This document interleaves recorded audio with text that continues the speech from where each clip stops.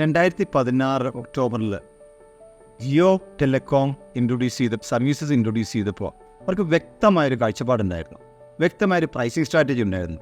ആദ്യത്തെ 3 മാസം അവർ ഫ്രീ ആയിട്ടാണ് കൊടുത്തത്. അതും ഏറ്റവും ബണ്ടിൽ സർവീസ്, കോൾ ആൻഡ് ഡേറ്റ. ഇന്ത്യയിൽ വേറെ ഒരു ടെലികോം പ്രൊവൈഡറും അന്ന് പ്രൊവൈഡ് ചെയ്യാത്തൊരു സർവീസ് അവർ കൊടുത്തത്. അന്ന് മുതൽ ഇന്ന് വരെ കഴിഞ്ഞ 8 വർഷക്കാലം അവർ പിന്തുടർന്നു വന്നുകൊണ്ടിരുന്ന pricing strategy, penetration pricing strategy എന്നതിനെ വിളിക്കുന്നു.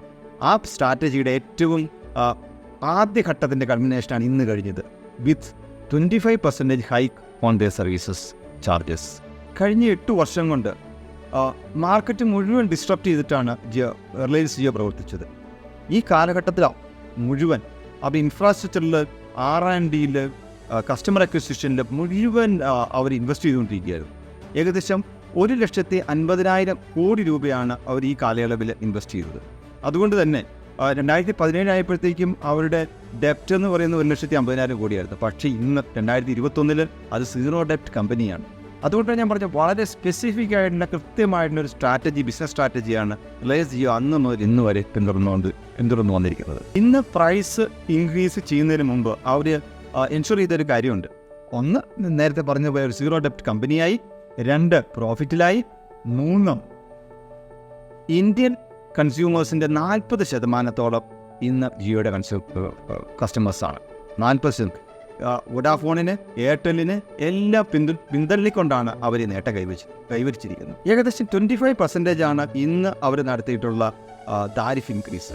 ഇത് മറ്റുള്ള എല്ലാ പ്രൊവൈഡേഴ്സും താരിഫ് ഇൻക്രീസിന് വേണ്ടി തയ്യാറെടുത്തുകൊണ്ടിരിക്കുന്നു. ഇന്നല്ലെങ്കിൽ നാളെ അവരുടെയും പ്രഖ്യാപനങ്ങൾ ഉണ്ടാകുമെന്ന് പ്രതീക്ഷിക്കാം. ഇങ്ങനെയൊക്കെ ആണെങ്കിൽ പോലും ഇന്ത്യ എന്ന് പറയുന്നത് ലോകത്തിൽ ഏറ്റവും കുറഞ്ഞ ഇൻ്റർനെറ്റ് താരിഫുള്ള കൺട്രികളിലൊന്നാണെന്നുള്ള കാര്യം കൂടി നമ്മൾ മനസ്സിലാക്കേണ്ടിയിരിക്കുന്നു. ഏഷ്യ പസഫിക്കിൽ ഏറ്റവും കുറഞ്ഞ താരിഫ് ഇന്ത്യയിലാണ്. അതേപോലെ ലോകത്തിൽ തന്നെ 94 കൺട്രീസ് എടുത്തിട്ടുള്ള ഒരു പഠനത്തിൽ 92ാമതാണ് നമ്മൾ താരിഫിൻ്റെ ഏറ്റവും കുറഞ്ഞ.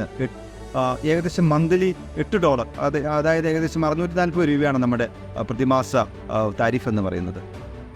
ഒരു കാര്യം ജിയോ അവരുടെ പ്രൈസ് ഇൻക്രീസ് മുമ്പ് ഉറപ്പുവരുത്തിയിട്ടുണ്ട്. കാരണം കസ്റ്റമേഴ്സ് എല്ലാം, ഒന്ന്, കൂടുതൽ കസ്റ്റമേഴ്സും അവരുടെ വരിക്കാരാണ്. 2, കസ്റ്റമേഴ്സ് എല്ലാം ഇറിവേഴ്സിബിളായിട്ട് തിരിച്ചു പോകാൻ പറ്റാത്ത വിധമുള്ള ഒരു ഇൻ്റർനെറ്റ് ഹാബിറ്റിലേക്ക് വന്നിട്ടുണ്ട് എന്നുള്ളൊരു വലിയ സത്യം അവർ എൻഷുർ ചെയ്തിട്ടുണ്ട്. അതുകൊണ്ട് തന്നെ കസ്റ്റമർ ബേസ് അവരുടെ കുറയില്ല എന്നുള്ളത്, അവരുടെ വരുമാനം കുറയില്ല എന്നുള്ള കാര്യം വളരെ ഉറപ്പാണ്. അങ്ങനെ ഈ പെനട്രേഷൻ പ്രൈസിങ് സ്ട്രാറ്റജി വളരെ വിജയകരമായി ഇന്ത്യൻ മാർക്കറ്റ് നടപ്പിലാക്കിക്കൊണ്ടാണ് റിലയൻസ് ജിയോ ഇന്ന് മുന്നേറിക്കൊണ്ടിരിക്കുന്നത്.